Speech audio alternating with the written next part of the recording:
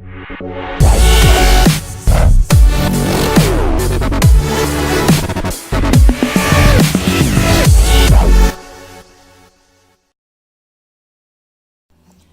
guys, two observations we want to let you know about with the TBS Nano whoop. Number one is binding issues and people struggling to get it bound.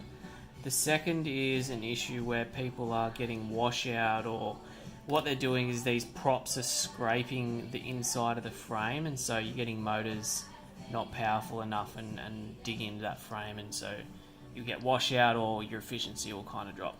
So the first one, when you bind, you really need to push on this button quite solidly, and there's a way you can tell if it's success. So if I go to, on my radio here, I'm using D16, 1 to 16, 18 milliseconds bind, 1 to 8 telemetry on, you get the beep, and then you want to get a real solid connection to that button. Now, if you don't get a solid connection, what will happen is your green light will stay on and the red light will do nothing. Another option where it's not working is if the green light's solid or it turns off and this red light flashes slowly, that won't be bound properly.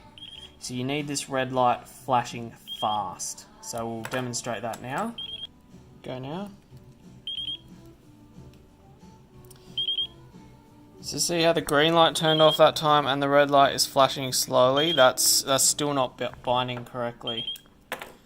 So for whatever reason, we haven't got a solid connection. Like, it feels like it clicks, but for some reason it just didn't work. So see how that one's flashing fast now? That's what you want. So now we can unplug that, stop that, and then plug this in, and you want a solid green light with no red light. So that is bound, ready to rock and roll. Now the second issue with the props, when you put the battery in like this, you can somehow bend the frame if you've got too much pressure. So see how that frame is slightly bent? But if you push out kind of that and stretch it out so that that's straight, then the prop should have their full movement and not be touching that.